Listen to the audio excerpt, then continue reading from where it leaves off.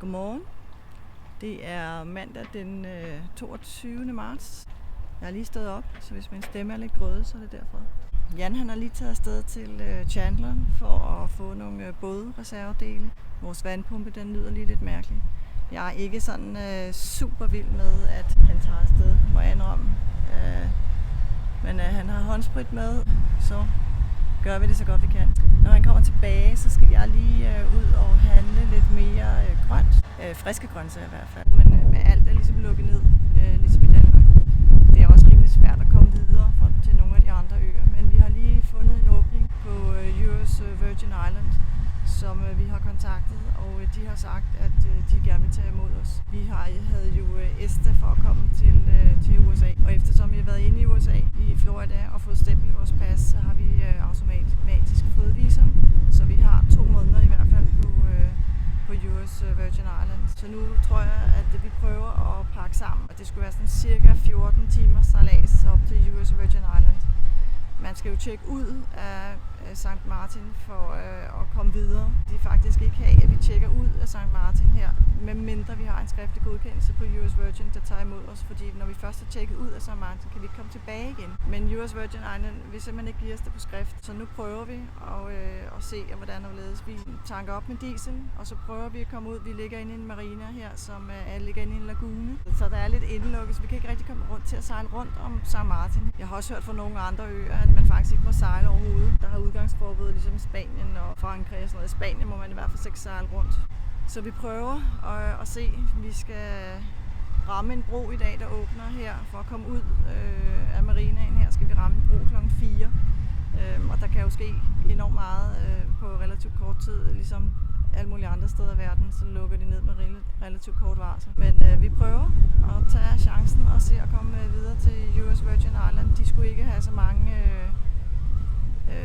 coronatilfælde heller. De er ret tæt på Puerto Rico, og Puerto Rico skulle være det bedste hospitalsystem, der er i Karibien. Vi rejser jo med ind i risikogruppen, så vi passer i hvert fald på. Så ja, vi får se, hvad der sker. Jeg er på vej ned til supermarkedet. Se, hvor mange mennesker der er her. And it go faster than it come. Yeah. But that is good. Det er ikke det største supermarked, vil jeg sige. Det føles sådan lidt grænseoverskridende at være ude på båden, og jeg har ikke været ude på båden en uge. Jeg har lige hørt med Frederiksens pressemeddelelse, og hørt omkring de der 24, der er døde i Danmark. Det føles sådan lidt underligt, når man sidder så langt væk fra det hele, men der er lige så meget corona her i virkeligheden, at folk har masker på i supermarkeder og handsker på, og man prøver sådan at holde lidt afstand for folk. Men altså, det er jo virkelig svært. Altså, hernede er det lidt uhøfligt at holde sådan en social afstand.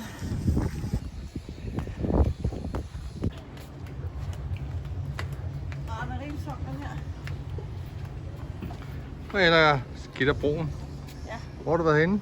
Jeg har lige været nede i supermarkedet og købe grønt. Det var et meget lille supermarked, vil jeg sige. Jeg havde lidt klav, så jeg var derinde. Meget plads at gå på. Jeg håber, det var det rigtige supermarked, jeg var i. Det havde ikke så meget grønt, vil jeg sige. Nå. Men jeg har fået lidt.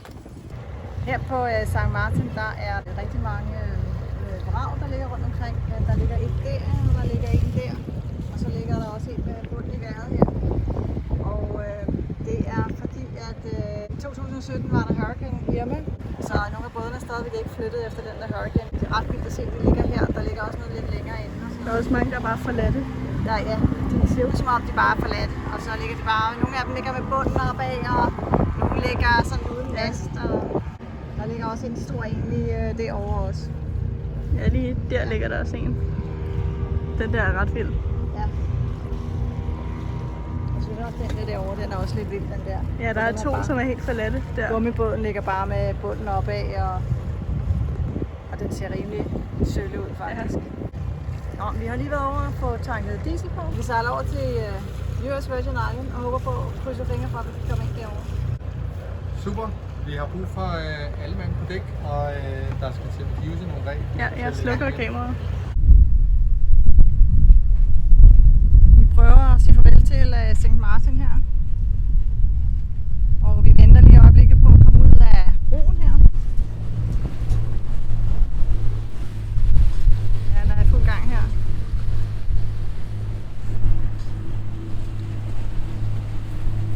Så siger vi forhåbentlig farvel til St. Martin her. Det var det for den her gang.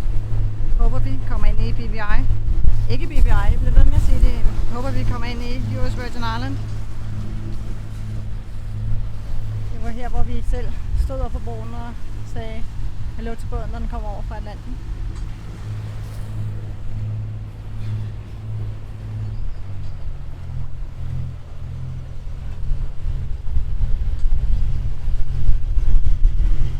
Og der er meget strøm her, hva'? Styr på det.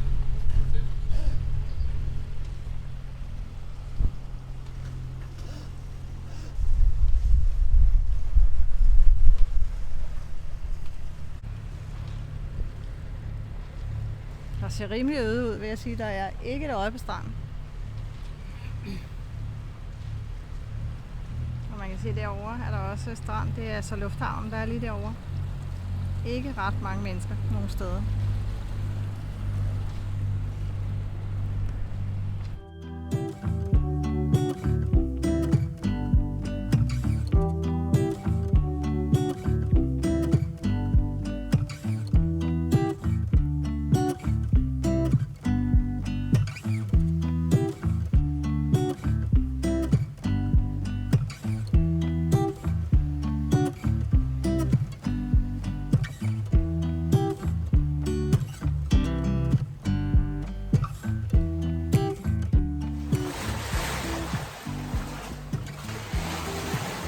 Bombi sejltur.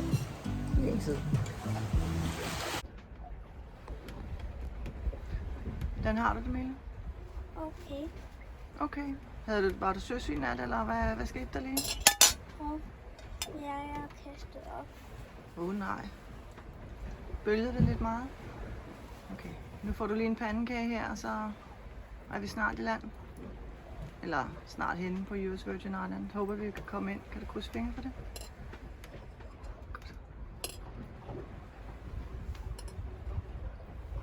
Mille blev søsyg. Jeg blev bare sådan lidt crazy. Det gjorde vist Isabella også. Det er sådan lidt kvalm i det.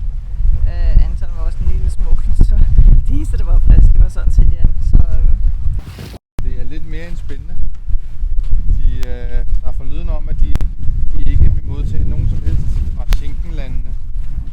Det er selvfølgelig amerikansk territorie, men vi har prøvet at ringe 2 gange til dem og spurgt, om de vil tage imod os. Vi har alle vores viser og alting i orden. Burde kunne komme ind, men nu må vi se. Hvis vi ikke kan, så er vi lidt på spand. så skal vi sejle tilbage igen. Eller hvad? Ja, jeg ved faktisk ikke. Nej. Skal vi prøve at sejle videre til Puerto Rico eller til Turks and Caicos? Ja. Må vi se. Vi krydser fingre.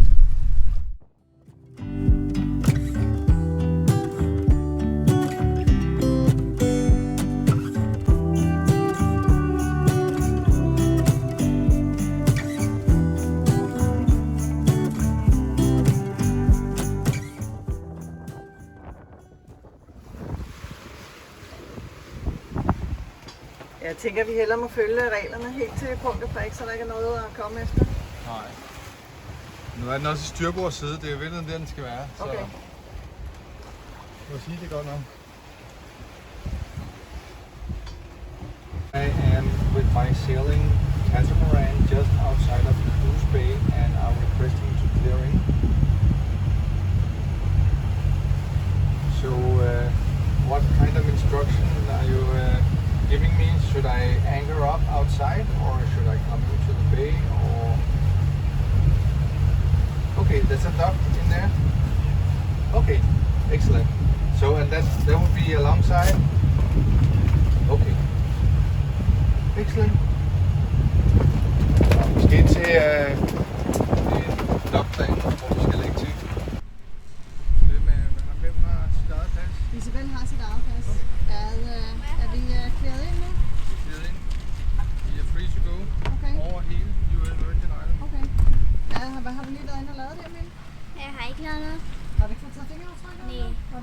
har du skulle det? Nå, hvordan gik det her? Det gik over al forventning. De spurgte, hvor vi har været henne.